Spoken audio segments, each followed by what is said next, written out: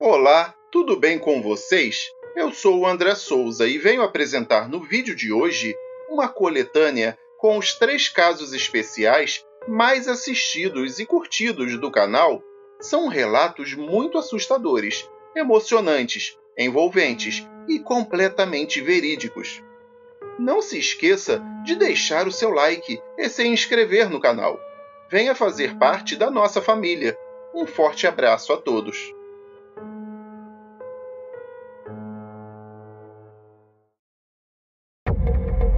Primeiro caso: amigos de funerária. Hoje conheceremos o caso que nos foi contado pela Luciana sobre a época em que ela trabalhava em uma funerária, no início de sua vida profissional. Ela nos conta que sempre gostou muito de maquiagem e que, quando era criança, passava horas brincando de maquiar e arrumar suas bonecas. Assim, ela foi crescendo e tornou-se uma profissional especializada na profissão de maquiadora. Ela estudou bastante, fez curso de maquiagem profissional, cosmetologia e técnicas estéticas, pensando em trabalhar em alguma emissora de televisão, produtora de filmes, agência de modelos, mas infelizmente havia uma grande crise no mercado de trabalho naqueles tempos e ela não conseguia emprego de jeito nenhum. Com contas para pagar e sem dinheiro algum, ela acabou arrumando emprego em um lugar o qual ela nunca imaginou que viria a trabalhar um dia. Os caprichos do destino a levaram a uma funerária para atuar na função de maquiadora de cadáveres. Ela agora ganhava vida cuidando da aparência daqueles que ganharam a morte. Então, em uma certa ocasião, chegou o corpo de uma mulher bem idosa chamada Dona Severina. Essa senhora morreu depois de uma longa e dolorosa doença e o seu rosto mostrava o longo sofrimento pelo qual ela havia passado. Uma de suas filhas perguntou a Luciana se ela poderia consertar um pouco o rosto de sua mãe, para esconder os sinais deixados pela prolongada doença. Sem pensar muito, ela disse que sim, que faria o possível para atender ao seu pedido. Até sugeriu que lhe trouxessem as roupas que seriam usadas para vestir a senhora falecida, para decidir a maquiagem de acordo com o figurino. E assim foi feito. Todos os parentes de Dona Severina, durante o funeral, ficaram maravilhados ao olhar para ela no caixão, pois ela estava linda e rejuvenescida. Parecia somente estar dormindo em um sono tranquilo. Depois houve também o caso de um jovem rapaz que ficou gravemente desfigurado após um trágico acidente de moto. Seu pai disse que não queria que a mãe do menino se lembrasse dele daquela maneira e pediu que o seu serviço fosse o mais cuidadoso possível. E Luciana fez o seu melhor trabalho até então. O jovem parecia apenas repousar dentro do caixão, apesar da gravidade do acidente pelo qual passara. Aconteceram mais alguns casos onde Luciana fez um excelente trabalho e a funerária começou a ganhar muito prestígio por oferecer um serviço tão bom que até aliviava um pouco a dor dos parentes e amigos dos falecidos. Agora, muito requisitada por seu cuidado e atenção na preparação dos mortos, Luciana trabalhava tanto que não via a hora passar e muitas vezes saía tarde da noite do emprego. Às vezes, ia embora para casa já perto de meia-noite. Foi a partir deste momento que coisas estranhas começaram a acontecer, principalmente após um caso em que ela trabalhou duro com um casal que morreu tragicamente enquanto voltava do seu ensaio de casamento. Os pais dos noivos decidiram que o casal seria enterrado com a roupa que iria vestir no dia de seu casamento. Luciana se emocionou muito com esse trabalho e sentiu uma profunda tristeza por aquele casal tão jovem que nem tinha chegado a se casar de fato. Ela se esforçou muito e acabou o serviço depois das 2 horas da manhã. Ela sabia que para chegar em casa teria que passar por um beco escuro e deprimente, geralmente frequentado por pessoas suspeitas, mas ela não tinha escolha, e quando chegou no tal beco, suspirou e acelerou o passo. Ela logo viu alguns elementos de má fama, que ela sabia que não eram boas pessoas, mas conseguiu identificar 2 ex-colegas de escola. Aproveitando-se disso e usando toda a sua calma, ela disse: "Olá, João. Como vai, Francisco? Vocês estão bem?" Então os rapazes lhe disseram: "Sim, estamos bem, mas não tão bem acompanhados como você. Vai para alguma festa?" Sem prestar muita atenção, Luciana diz: "Não, eu estou apenas indo para casa. Trabalhei muito hoje. Tenham uma boa noite." Assim, ela começou a andar ainda mais rápido, pensando se não teria sido melhor ter dormido aquela noite na funerária mesmo. E assim foi, até que finalmente ela chegou em sua casa. Sua mãe estava esperando por ela, bem preocupada, e ao vê-la disse aliviada: "Está tão tarde. Que bom que te acompanharam, minha filha." Luciana, demonstrando muito cansaço e sono, nem ouviu direito as palavras de sua mãe. Rapidamente disse que estava exausta e que só queria dormir, depois de um longo e esgotante dia de trabalho. Na manhã seguinte, já bem cedo, Luciana começou a conversar com sua mãe durante o café da manhã. Ela contava sobre o seu trabalho e como tinha perdido a hora no dia anterior por causa das atividades que exercia na funerária. Sua mãe a ouvia com muita atenção, mas ficou surpresa ao saber que ela estava na funerária até tarde da noite. Até aquela manhã, ela pensava que sua filha estava voltando de alguma festa ou algo assim. Luciana, um tanto distraída, se divertia com um comentário de sua mãe dizendo: "Pare de pensar besteiras, mãe, eu não fui a festa nenhuma. De onde você tirou essa ideia?" Mudando rapidamente de assunto, ela comenta com sua mãe que está indo muito bem no serviço. Pega uma mochila que havia trazido do trabalho e começa a procurar algumas pastas com fotos para mostrar. Luciana ainda explica que está fazendo um arquivo fotográfico com fotos de todos os trabalhos já executados na funerária, para servirem de exemplos de suas habilidades. Sua mãe pega uma das pastas e diz: "Então vamos ver o quão competente você é." Mas antes de começar a olhar as fotografias, sua mãe ainda pergunta: "Filha, você não tem medo de andar por aí com fotos de pessoas mortas dentro da mochila?"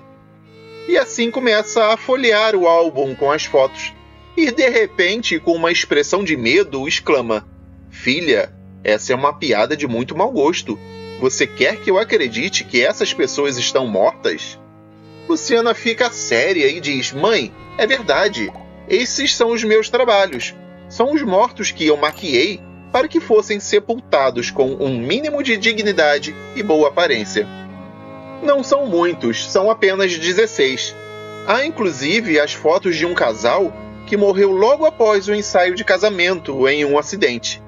Nas fotos consta a data do meu serviço, da morte e do velório de cada um."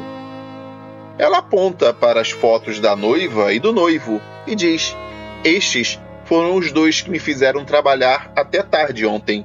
O velório deles será hoje à tarde e amanhã serão enterrados."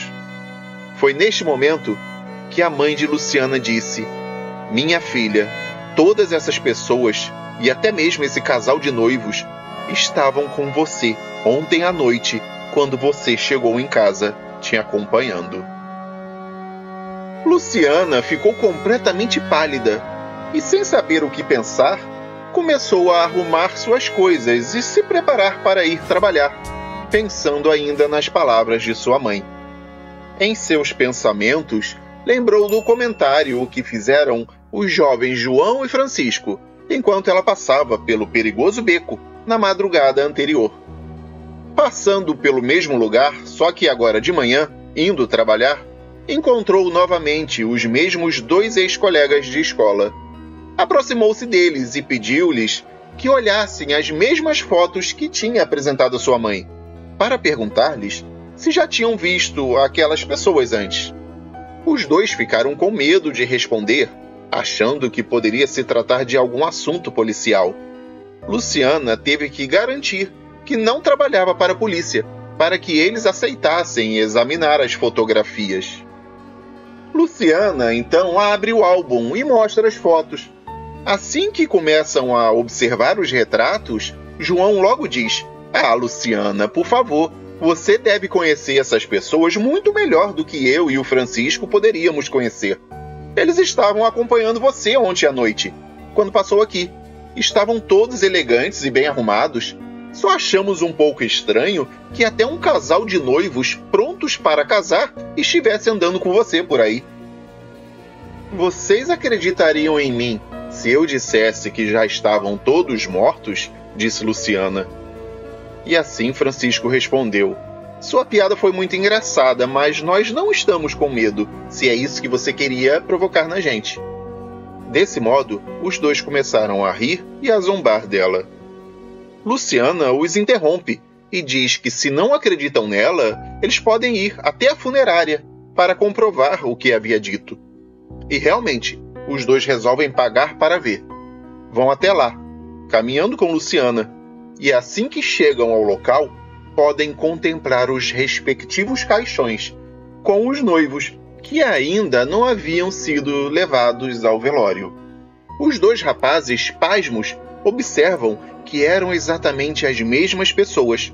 O casal que estava ali, nos caixões, prontos para serem sepultados, era o mesmo casal das fotos. E o mesmo que acompanhava Luciana na noite anterior, junto com outras pessoas, que também estavam mortas. E com isso, tanto eles quanto Luciana nunca mais duvidaram de que coisas sobrenaturais pudessem realmente acontecer com qualquer pessoa, por mais distraída que essa fosse. Segundo caso, o estranho menino da fotografia. Existem cenas tão horríveis e assustadoras que às vezes acreditamos que só podem ser vistas em filmes ou talvez em alguns pesadelos. Entretanto, no caso de hoje, conheceremos a história do estranho menino da fotografia, que nos foi relatada pelo Eduardo, morador de um pequeno bairro suburbano situado em uma das cidades mais conhecidas do nosso país. Ele nos conta que o fato ocorrido foi visto com os seus próprios olhos, embora, até hoje, ele não tenha conseguido entendê-lo. Foram situações que não podem ser explicadas pela lógica ou pelas leis da física. Na verdade, se o acontecimento não tivesse sido observado e vivido por outra pessoa da sua família, Eduardo não teria dúvidas de que tudo não se passou de um sonho. Todavia, por mais inacreditável que pareça o episódio vivido por ele, tudo foi absolutamente real. O episódio ocorreu há mais de 2 décadas, precisamente no ano de 2001, e teve início quando Eduardo, então com os seus 16 anos, foi convidado para uma festa infantil de um primo, filho de uma tia por parte de mãe, que era bem mais novo que ele. Naquele dia, havia sido convidado para o tal evento por uma questão de parentesco, já que a festa era mais para crianças da mesma faixa etária do seu primo, que estava completando 5 anos de idade. Muitas crianças compareceram à festividade e se divertiam muito com as brincadeiras próprias para aquela idade. E Eduardo, como era bem mais velho, decidiu não ficar perto das crianças e se sentar com os adultos, já que não havia outros adolescentes para que ele pudesse socializar-se. O salão de festas era muito bonito. Tinha um grande ambiente coberto e bem decorado, um lindo jardim e um enorme estacionamento a céu aberto. Neste último, encontrava-se numa parte ao lado os brinquedos que divertiam as crianças naquele dia, como o pula-pula, a piscina de bolinhas, escorregadores, balanços, etc. Numa das paredes próxima ao jardim, encontrava-se um grande portal de ferro e vidro, que era por onde entravam os convidados para a festa. Essa entrada não ficava fechada nem por um minuto, pois os convidados não paravam de chegar. Um pouco mais afastado, também havia um portão menor, que era formado apenas por uma grade de metal, que servia de entrada para as pessoas que trabalhariam na festividade, assim como os equipamentos, comidas e bebidas que seriam servidas. E foi nesse pequeno portão que Eduardo viu uma criança, do lado de fora, que não parava de olhar para dentro e admirar os brinquedos e as diversões do lugar. Ele observava o que as outras crianças estavam fazendo, como elas riam, brincavam e corriam pelo local. Seus olhos brilhavam e era perfeitamente visível, ao olhar para o rosto daquele menino, a sua grande vontade de entrar e participar das brincadeiras. O menino parecia ser uma criança de uma família muito pobre e humilde, pois vestia roupas bem gastas e antigas.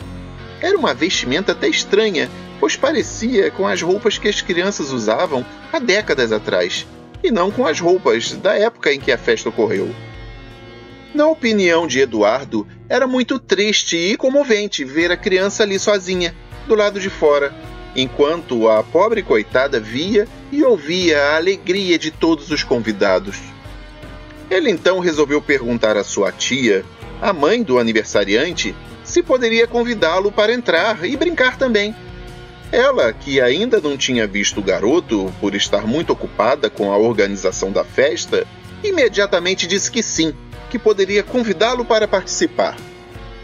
Sendo assim, Eduardo caminhou em direção à criança enquanto fazia com as mãos sinais para ele entrar.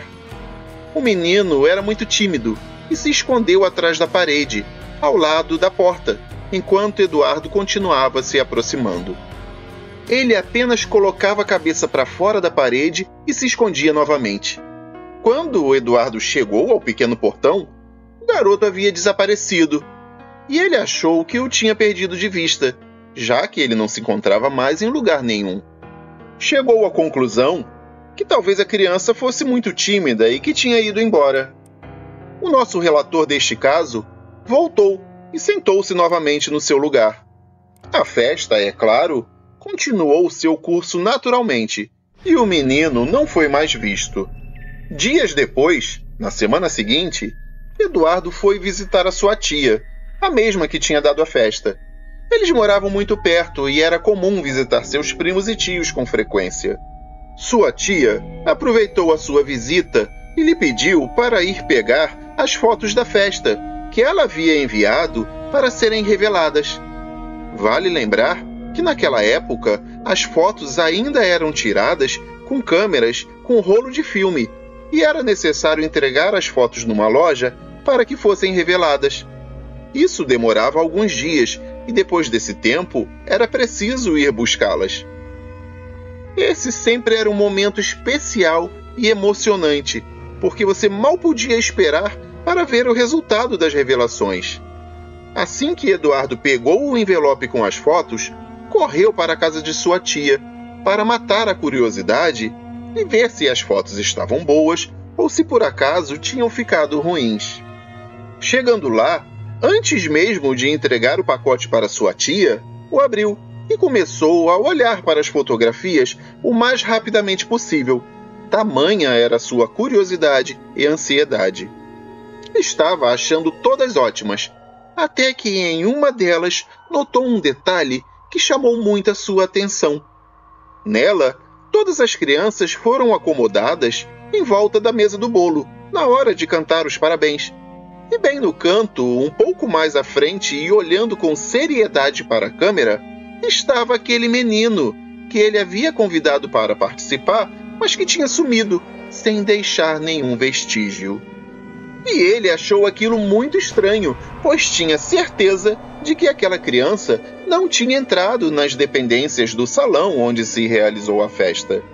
Ele lembrava de cada detalhe da festividade e não entendia como o garoto apareceu ali, naquela foto. Eduardo apressadamente mostrou a imagem para sua tia e perguntou se ela se lembrava de ter visto aquele menino dentro da festa. E ela respondeu que não lembrava mesmo, e lhe devolveu a foto. Assim que Eduardo pegou a foto para olhar melhor, levou um baita de um susto, chegando até mesmo a se sentir mal. Agora, o menino estava de perfil, sorrindo e olhando para o bolo. Isso foi algo bem estranho, porque ele tinha certeza que na primeira vez que olhou, o menino estava de frente para a câmera, como todas as outras crianças. Desesperado e com as mãos trêmulas, começou a folhear as fotografias na esperança de encontrar outra com o menino, e assim entender que trocou as fotos na hora de mostrar para sua tia. Todavia, aquela foto era realmente a única em que a tal criança aparecia, e assim ficou perplexo e muito assustado com o acontecimento. Contou para sua tia, falando que aquele menino havia mudado de posição em apenas alguns minutos, que antes estava sério e de frente, e agora estava de perfil e sorrindo. Sua tia, logicamente, riu dele, falou que ele estava vendo coisas por causa da afobação e ansiedade que tinha em ver as fotos, e que o menino deveria ter entrado na festa mais tarde, sem que ninguém percebesse. Depois de alguns momentos, a sua tia o chamou para irem na casa de uma outra tia, que morava ali perto, para que ela também pudesse ver as fotos da festa. Não devemos esquecer que naquela época a tecnologia era outra e ainda não se compartilhavam imagens por smartphones e telefones celulares com a facilidade de hoje em dia. Então, o costume era visitar os familiares e levar álbuns de fotografias para mostrá-las fisicamente a outras pessoas. Assim que chegaram lá, começaram a olhar novamente para os retratos, e mais uma vez aconteceu algo que causou um terrível calafrio ao Eduardo. Simplesmente, o menino da foto agora olhava para o outro lado, como se algo tivesse chamado a sua atenção no momento em que a foto foi tirada. Sua tia, a que foi responsável pela festa, e ainda não tinha acreditado no rapaz, também viu o ocorrido desta vez e chegou a perder a fala. Com as mãos na boca, olhou para Eduardo só para constatar, através da sua expressão de susto, que ele também viu a nova posição do garoto. Eduardo olhou de volta para sua tia e os dois ficaram petrificados. A outra tia lhes perguntou o que estava acontecendo, e eles não souberam nem por onde começar a explicação, pois não havia uma, ou pelo menos uma que fosse lógica. Eles, então, somente separaram aquela foto das demais. Deixaram o envelope inteiro com a outra tia, que ainda não tinha visto as fotografias completamente, e voltaram para casa com apenas aquela foto estranha. Quando regressaram, ficaram próximos à janela para ter mais luz e poder observá-la com maior clareza. Porém, o medo e o pavor ficaram ainda maiores quando os dois notaram que agora o menino estava de costas para a câmera, pois mudara novamente a sua posição. Sua tia, aterrorizada, lhe disse que aquilo não poderia ser verdade, que parecia que o espírito daquela criança tinha ficado preso ali, naquela fotografia. Eles conversaram durante um tempo e tentaram encontrar uma razão para aquilo tudo. Conversavam sobre o menino, quem poderia ser, o que ele estava fazendo ali e como isso seria possível. Eduardo, então, perguntou à sua tia se ela não reconhecia o garoto. Talvez ele fosse de alguma família da vizinhança, quem sabe tivesse morrido há algum tempo e talvez assombrasse o local. Quando eles pegaram novamente o retrato para observá-lo em detalhes, o menino, que continuava de costas, subitamente virou a cabeça, como se soubesse que eles estavam falando dele. Agora o garoto os encarava com uma cara de raiva e ódio, que por si só já dava um medo terrível. Como era possível que uma criança, impressa em uma fotografia, conseguisse escutá-los e até se mexer naquele pedaço de papel? Nesse momento, sua tia gritou de terror e foi correndo para a cozinha atrás de uma caixa de fósforos. Levou a foto e os fósforos para o quintal. Ali, fez questão de rasgar a mesma em vários pedaços e colocar fogo em todos eles. Queimou tudo até que virasse pó. Depois jogou as cinzas em um saco de lixo e deixou na rua, pois até mesmo as cinzas ela não queria dentro da sua casa. Até hoje, quando Eduardo tenta conversar com a sua tia sobre o assunto, ela pede para mudarem de conversa, porque sente arrepios e fortes tremores quando lembra daquela imagem. Eduardo nunca conseguiu entender exatamente o que aconteceu naquela época. Não sabe se era realmente um menino fantasma ou alguma entidade em forma de criança que queria apenas se divertir, assombrando tia e sobrinho. A única coisa certa é que poucas pessoas acreditam em Eduardo quando ele insiste em contar esta história.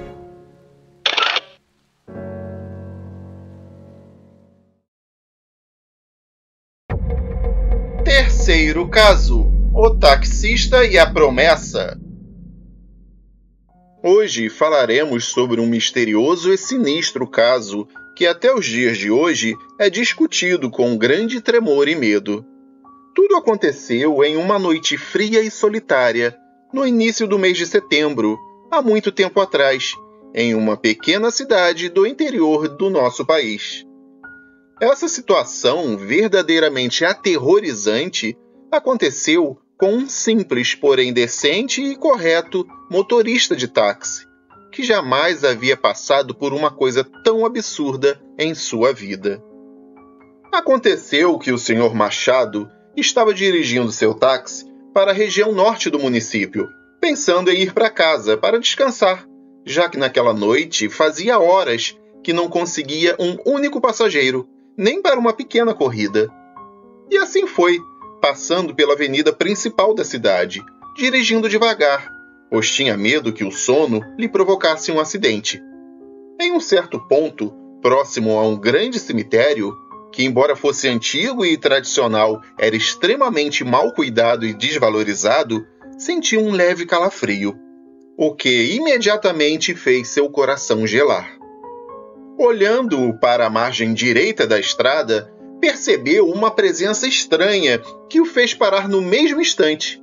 Ali, naquele lugar, havia uma senhora toda vestida de preto, que, sem tirar os olhos dele, acenava repetida e ansiosamente. Ele ficou lá, esperando imóvel, enquanto a mulher se aproximava do carro. Assim que ela entrou, o Sr. Machado pôde ver claramente uma grande tristeza refletida em seus olhos. Além disso, ouviu a sua voz rouca e ressecada, pedindo-lhe para levá-la a uma certa igreja o mais rápido possível. Como era um homem consciente e íntegro, alertou a senhora que, por ser 2 horas da madrugada, a igreja com certeza estaria fechada. Porém, sua misteriosa passageira insistiu na viagem, alegando que só queria rezar por uns poucos minutos e que faria isso do lado de fora mesmo, junto às portas do templo. E dessa maneira, os 2 personagens chegaram, no meio da mais completa escuridão, na entrada da igreja indicada pela dama. Tão logo o veículo parou, ela saiu do táxi e caminhou lentamente até as portas do santuário. Ajoelhou-se e rezou rapidamente. Levantou-se, mas não sem antes de fazer o sinal da cruz. Só depois disso voltou para o carro. O Sr. Machado, sentindo-se um pouco mais seguro e confiante, perguntou-lhe para onde deveriam ir a partir daquele momento. A senhora de luto respondeu que agora gostaria de ir para uma outra determinada paróquia e que assim que começasse a corrida, ela lhe indicaria o caminho. E lá foram eles, naquela madrugada escura e gelada. O motorista, mesmo sem entender completamente o que se passava com a tal passageira, continuou cooperando. Ele a levou para onde desejava e esperou por ela por um curto período de tempo. Então, dessa maneira, eles passaram por mais 4 igrejas, totalizando 6 locais sagrados, onde a misteriosa e pálida mulher descia do carro e andava vagarosamente, até se ajoelhar e orar do lado de fora das diferentes portas de cada um dos templos. Por fim, ela disse ao motorista, com aquela voz seca e enrouquecida, que a única coisa que lhe restava fazer era ir rezar às portas do templo da Igreja da Matriz, para atender a um compromisso que não pôde ser cumprido anteriormente. E se foram mais uma vez. Depois de fazer suas últimas preces, a senhora novamente volta para o carro, exatamente como em todas as outras vezes, e pergunta ao senhor Machado se ele pode, por favor, deixá-la no exato lugar onde a recebeu pela primeira vez naquela noite, na mesma avenida e no mesmo ponto. Para ele, parecia muito estranho não a levar para alguma casa, mas sim para o mesmo lugar deserto e sombrio onde ele a havia encontrado. Ainda mais perto de um cemitério, um lugar tão triste e desolado. Teve um mau pressentimento em relação a esta última corrida, mas não poderia abandonar a senhora ali, sozinha e quase às 3 da madrugada. Além disso, era possível que o seu desejo fosse exatamente entrar no cemitério para visitar o túmulo de algum familiar ou continuar fazendo suas orações. O problema é que, obviamente, pelo horário, o cemitério já estaria fechado. Entretanto, ele resolveu não fazer mais perguntas e simplesmente atender ao desejo da senhora enlutada, já que esta lhe parecia tão triste e desesperançada. Ao chegar às portas da necrópole, mas ainda com os dois dentro do veículo, a mulher singular o observa com um olhar frio, enquanto lhe dá um envelope lacrado e uma medalha de ouro. Ela diz que está lhe entregando a medalha porque não trouxe dinheiro para pagá-lo, mas que no envelope havia um papel onde teria escrito o endereço do seu irmão, e que se ele, pela manhã, fosse no tal endereço e lhe entregasse a medalha de ouro, o seu irmão arcaria com o pagamento. Apertando as mãos, o Sr. Machado pegou o envelope e a medalha de ouro com uma certa relutância, pois não achava correta a maneira de proceder da passageira. Mesmo achando que a joia valeria bem mais que a quantia a ser paga pelas viagens, preferia receber em espécie. Entretanto, como não havia alternativa, aceitou ser pago desta maneira. Assim, virou-se para frente para guardar os objetos, e ao voltar-se para a parte de trás do táxi, o motorista percebeu que estava completamente sozinho e que a senhora estranha não estava mais lá. Imediatamente, ao olhar pela janela do carro, ele pôde ver ao longe que a senhora de luto já estava dentro do cemitério e parecia perdida, caminhando entre os túmulos e sepulturas. E ele ficou ali, paralisado, a observando, até que ela desaparecesse na espessa neblina do fúnebre local. Procurando entender o acontecido, o motorista pensou que, por estar tão cansado, não conseguiu ouvir a porta do veículo abrir e fechar. Assim, foi para casa, ainda confuso e perplexo por transportar uma passageira tão incomum. Na manhã seguinte, ainda atordoado e nervoso, o Sr. Machado, depois de observar fixamente a medalha de ouro recebida na noite anterior, percebeu que ela tinha um nome gravado na parte de trás, concluindo, assim, que esse deveria ser o nome da senhora que ele passou a madrugada conduzindo. O nome gravado era Socorro. Depois de refletir bastante nos últimos eventos, resolveu procurar no tal endereço, deixado no envelope, o irmão da dama misteriosa. E descobriu que não se tratava de uma residência, mas sim de um escritório de advocacia, que, pelo visto, era a profissão exercida pelo rapaz.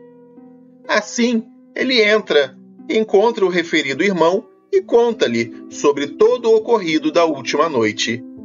O irmão ouve tudo silenciosamente e, quando olha para a medalha de ouro, diz que é, de fato, a mesma medalha que a sua irmã mais velha carregava pendurada no pescoço durante muitos anos. Depois disso, pagou ao taxista o valor que este lhe cobrara, mas com alguma desconfiança. Confessou que a irmã sempre o ajudou muito, mas que meses atrás, depois de um grave acidente, ela havia falecido. E por ter sido uma morte inesperada e repentina, ela não pôde cumprir uma promessa que havia feito em vida, a de rezar em um só dia em 7 igrejas diferentes. Contou também que aquela medalha era o único objeto pessoal que a sua irmã sempre falava que deveria ser enterrado com ela quando chegasse o dia de sua morte, e que de fato a vontade dela havia sido realizada. Alguns afirmam que o taxista, ao ouvir o que o advogado lhe dissera, sentiu um grande tremor e terror ao lembrar daquela voz áspera e grave vinda do além-túmulo, assim como o olhar frio e vazio daquela mulher sombria e que até fugiu sem aceitar o pagamento. Conta-se ainda que, infelizmente, o taxista morreu poucos dias depois, após perceber que ele ficou cara a cara com a própria morte. Dizem que ele morreu vítima de uma estranha doença que os nossos antepassados chamavam de assombro.